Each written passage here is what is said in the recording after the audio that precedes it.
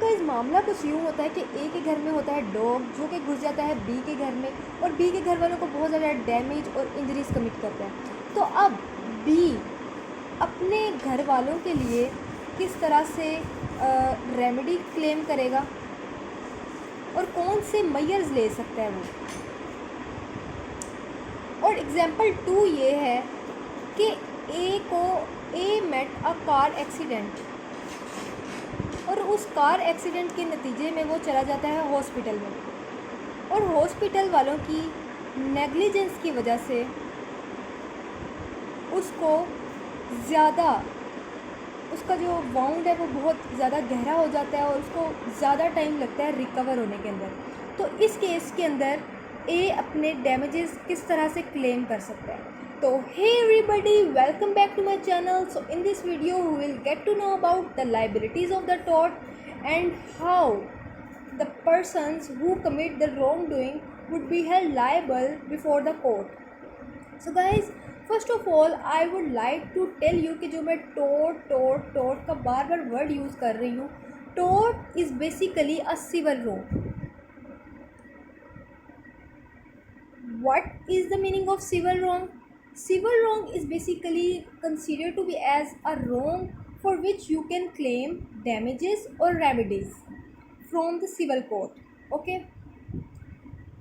और liabilities को अगर डिफ़ाइन किया जाए तो liability कहते हैं कि एक ऐसी लीगल रिस्पॉन्सिबिलिटी जो कि कोर्ट इम्प्लीमेंट करती है, एक ऐसी लीगल रिस्पॉन्सिबिलिटी को कहते हैं, ऐसी लीगल रिस्पॉन्सिबिलिटी जो कि कोर्ट इम्प्लीमेंट करती है फॉर समथिंग जिसके ऊपर अगली पार्टी लायबल होती है कि वो उस चीज़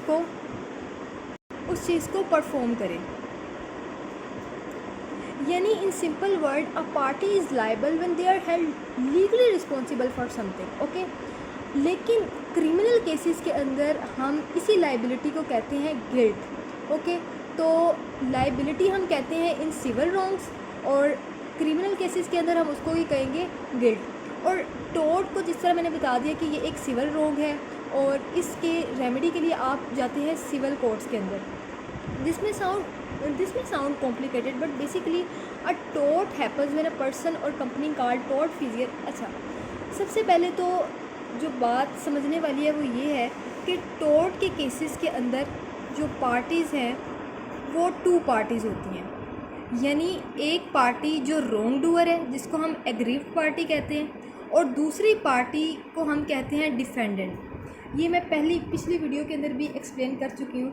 एग्रीव्ड पार्टी वो पार्टी है जिसको कोई भी डैमेज हुआ है, और डिफेंडेंट को हम टोर्ट फिजियर भी बोलते हैं, यानी ऐसी पार्टी जो कि कोई भी रॉन्ग कमिट करती है।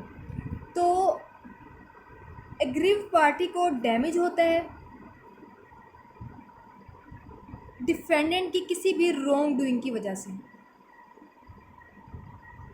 तो इसीलिए हम कहते हैं कि a tort happens when a party, any party or a company commits any wrongdoing. तो इसीलिए हम जो रॉन्ग डूइंग पार्टी है डिफेंडेंट, उसको एज अ कंपनी भी कंसीडर कर सकते हैं और एज अ पर्सन भी कंसीडर कर सकते हैं। ओके गाइस, जो टोर्ट की लायबिलिटी है ये डिफरेंट कैटेगरीज़ के अंदर अराइज हो सकती है। इसके अंदर डिफरेंट हमारे पास टाइप्स आ जाती हैं, जैसे नेग्लिजेंट टोर्ट, इंटेंशनल टोर्ट, इसके अलावा वाइकेरियस लायबिलिटी, इसके अलावा strict liability. In the next slide we will discuss about these liabilities कि ये किस तरह से अराइज होती हैं और पार्टीज़ इन टोर्ट्स के अंदर अपने रेमेडीज़ या डैमेजेस किस तरह क्लेम कर सकते हैं। तो उससे पहले मैं आपको एक डिफरेंस क्लियर करती जाऊँ। यहाँ पर 2 वर्ड्स हैं, एक है डैमेज और एक वर्ड है डैमेजेस। जो वर्ड डैमेज है इसका मतलब है कोई भी नुकसान होना, यानी कोई इंजरी होना, कोई भी नुकसान होना। लेकिन जो डैमेजेस का वर्ड है, डैमेजेस का मतलब है रेमेडी। कोई भी कंपनसेशन, कोई भी ऐसी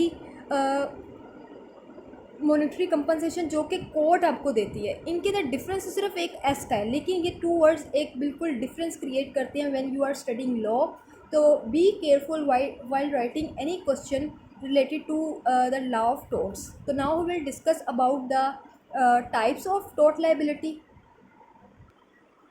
तो स्टूडेंट्स, आज की जो हमारी वीडियो के कंटेंट्स हैं उसके अंदर हम डेफिनेशन को कवर कर चुके हैं। टाइप्स को अब हम रीड करने लगे हैं कि इसके अंदर कौन सी टाइप्स और कौन सी कैटेगरीज आती हैं जो कि लाइबिलिटी के अंदर फॉल करती हैं।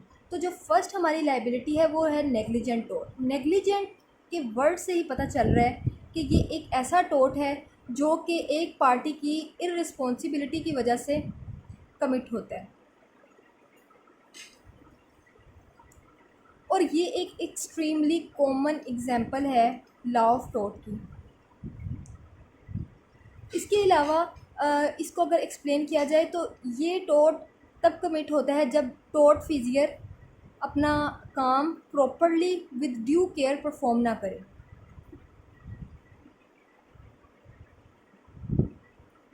ड्यू केयर ना हो। अब इसके अगर एसेंशियल्स की बात की जाए तो इसके एसेंशियल्स के अंदर सबसे ज़्यादा आपको फोकस करने की ज़रूरत है। इसके अंदर बेसिकली जो हमारे एसेंशियल्स हैं वो 4 एसेंशियल्स हैं।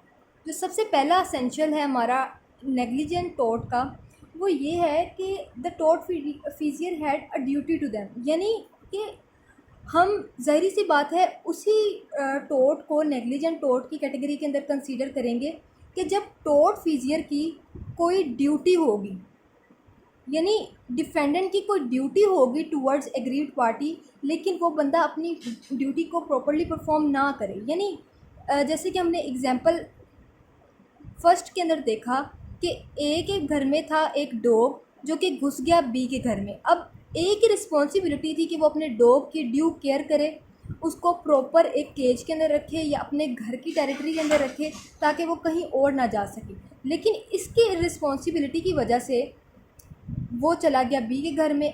अब इसकी, क्योंकि उसने अपनी रिस्पॉन्सिबिलिटी को, अपनी ड्यूटी को प्रॉपरली परफॉर्म नहीं किया, एक सेफ़ इन्वायरमेंट प्रोवाइड नहीं किया दूसरी पार्टी के लिए, तो इसलिए जो हमारा ये टोर्ट है ये कंसीडर किया जाता है in the negligent tort.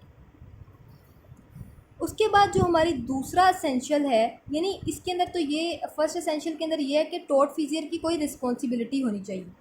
Second essential जो हमारा नेग्लिजेंट टोर्ट का है वो ये है कि the tortfeasor fail to live up the due care that was considered, यानी कि टोर्ट फिजियर जो इंसान है जिसने टोर्ट कमिट किया है, जिसको हम डिफेंडेंट भी कहते हैं, वो बंदा अपनी ड्यूटी को जो कि वो बाउंड था जिसको ओबे करने के, उसको वो प्रॉपरली परफॉर्म ना करे।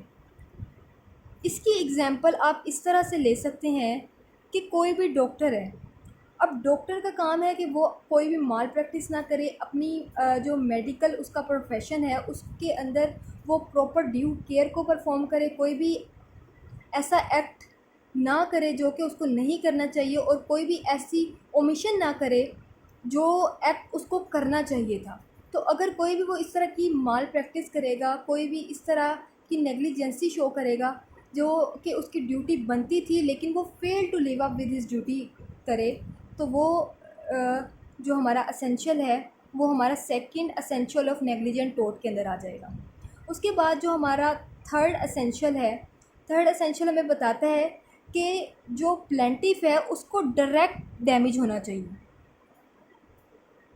डायरेक्ट डैमेज का क्या मतलब है, यानी इसका मतलब ये है, डायरेक्ट रिस्पॉन्सिबिलिटी का मतलब ये है कि जैसे इस एग्जांपल के अंदर हमने देखा कि जो डायरेक्टली ए जो बी है, ए ने जो बी को हार्म पहुंचाया है, जो डैमेज पहुंचाया है, वो एक डायरेक्ट डैमेज है। यानी कि हम ये नहीं कह सकते कि ए कहीं गया था और उसके बाद उसको वहाँ से कोई इंजरी हो गई और वहाँ पर डॉग्स थे और ए का भी कोई डॉग आया हुआ था, तो हम इस तरह एक इनडायरेक्ट सिनेरियो क्रिएट नहीं कर सकते, बल्कि हमें जो यहाँ पे प्लेंटिफ को डैमेज हुआ है वो डायरेक्टली फ्रॉम द डिफेंडेंट होना चाहिए, डिफेंडेंट या टोर्ट फिजियर। ओके, उसके बाद जो हमारा फोर्थ एसेंशियल है वो हमें बताता है कि द प्लेंटिफ सफर्ड कंपनसेबल हार्म, यानी इसका मतलब ये है कि जो प्लेंटिफ है उसको हार्म भी एक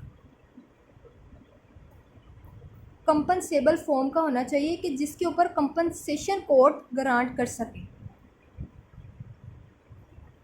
अब अगर इनको रिपीट किया जाए तो फर्स्ट के अंदर जो टोर्ट फिजियर है उसकी रिस्पॉन्सिबिलिटी होनी चाहिए, ठीक है, को वो ड्यूटी बाउंड होना चाहिए, ठीक है। ये फर्स्ट एसेंशियल है हमारे नेग्लिजेंट टोर्ट का। सेकंड एसेंशियल ये है कि वो ड्यूटी को फेल करे टू परफॉर्म। थर्ड एसेंशियल ये है कि जो प्लेंटिफ को कोई भी हार्म हुआ है वो उसको डायरेक्टली होना चाहिए फ्रॉम द डिफेंडेंट।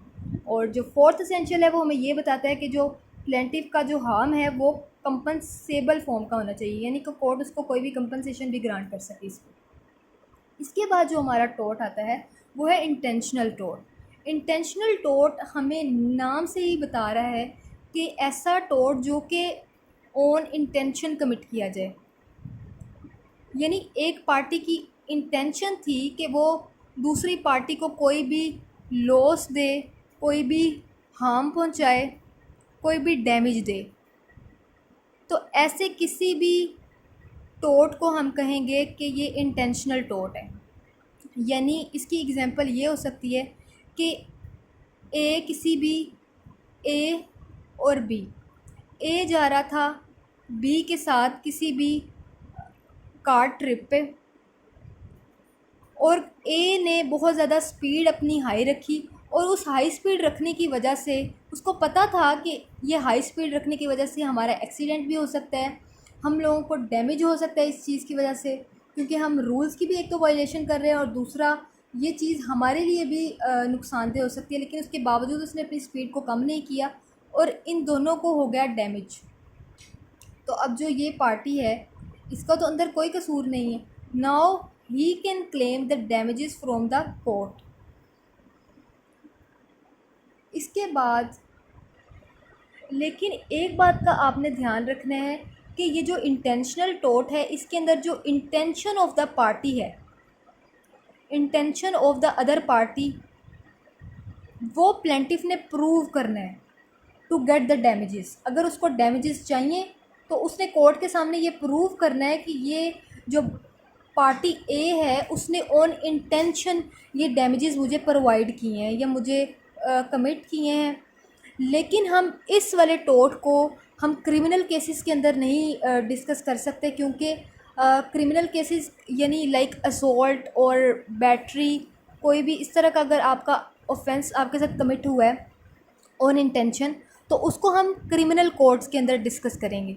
अभी हम सिर्फ डिस्कस कर रहे हैं सिविल रेमेडीज़ और सिर्फ सिविल रॉन्ग्स को डिस्कस कर रहे हैं कि वो रॉन्ग्स जिसके कमिट होने पर हम कंपनसेशन ले सकते हैं कोर्ट से। Okay, now we will discuss कि वाइकेरियस लाइबिलिटी क्या है। गाइस, जो वाइकेरियस वर्ड है, वाइकेरियस का बेसिक मतलब ये है, वाइकेरियस का बेसिक मतलब ये है कि इनडायरेक्ट। तो इनडायरेक्ट का मतलब वाइकेरियस लाइबिलिटी के अंडर ये होगा कि कोई भी ऐसी लाइबिलिटी जिसके अंदर आपने कोई भी रॉन्ग डूइंग खुद ना की हो, लेकिन अगली पार्टी के किसी भी एक्ट की वजह से आपको उसके डैमेजेस पे करने पड़े, उसकी रिस्पॉन्सिबिलिटी अपने ऊपर लेनी पड़े, तो ऐसी रिस्पॉन्सिबिलिटी को, ऐसी लाइबिलिटी को हम वाइकेरियस लाइबिलिटी बोलते हैं, यानी इनडायरेक्ट लाइबिलिटी। यानी जो आपने काम डायरेक्टली खुद परफॉर्म नहीं किया, लेकिन दूसरी पार्टी क्योंकि वो आपके अंडर है तो आपको उसके बिहाफ पर रिस्पॉन्सिबिलिटी लेनी पड़ेगी और डैमेजेस या फिर रेमेडी दूसरी पार्टी को प्रोवाइड करनी पड़ेगी। अब इसके अंदर जो एग्ज़ाम्पल है वो ये है कि एक पार्टी है जो कि जिसकी एक कंपनी है और उस कंपनी के अंदर इस बंदे की कंपनी के अंदर इसके पास कुछ एम्प्लॉयज़ हैं। इन एम्प्लॉयज़ ने कोई भी ऐसा रॉन्गफुल एक्ट कमिट किया जिस रॉन्गफुल एक्ट की वजह से किसी दूसरी पार्टी बी को कोई भी डैमेज हो गया। नाउ अब ये जो इंसान बी है ये लाइबल कर सकता है ए को अंडर वाइकेरियस लाइबिलिटी कि मुझे डैमेजेस प्रोवाइड करो। क्यों कर सकता है? वजह क्या है? वाई? बिकॉज जो एम्प्लॉयज़ हैं वो अंडर द रिस्पॉन्सिबिलिटी ऑफ ए हैं। हमने यहाँ पे नेग्लिजेंट टॉर्ट में भी पढ़ा था कि जो ड्यूटी है, ड्यूटी बाउंड, तो अगर एक इंसान किसी दूसरे इंसान के लिए ड्यूटी बाउंड है कि वो उस इंसान के अंडर कोई काम कर रहा है, तो उसकी जो रिस्पॉन्सिबिलिटी है वो भी इस ए पार्टी के ऊपर आएगी। यानी अगर कोई भी रॉन्गफुल एक्ट इनके एम्प्लॉयज़ करेंगे तो उसके लिए जो पार्टी ए है वो लायबल हो सकती है under vicarious liability just in the civil wrongs. इसके बाद अगर स्ट्रिक्ट लाइबिलिटी को डिस्कस किया जाए तो स्ट्रिक्ट लाइबिलिटी एक ऐसी लाइबिलिटी है, एक ऐसी स्पेशल टाइप ऑफ टॉर्ट है जिसके अंदर लाइबल किया जाता है डिफेंडेंट को for all the losses resulting from the certain cases. यानी कोई एक ऐसी रिस्पॉन्सिबिलिटी जिसके अंदर स्ट्रिक्टली बाउंड कर दिया जाए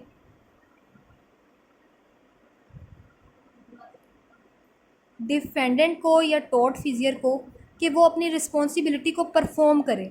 यानी हमने ये जो एग्जांपल डॉग वाली देखी थी जिसके अंदर डॉग ने दूसरी पार्टी को कोई भी डैमेज कर दिया था, तो यहाँ पे जो कोर्ट है वो स्ट्रिक्टली बाउंड करेगी बी को। ए का डॉग था, उसने हर्ट कर दिया बी को, तो अब कोर्ट स्ट्रिक्टली बाउंड करेगी ए को कि वो इसको डैमेजेस प्रोवाइड करे। तो guys, this was all about our today's lecture, which was just concerning to the liabilities of tort. So if you still have queries, you can write it down in the comment section. Thank you for watching.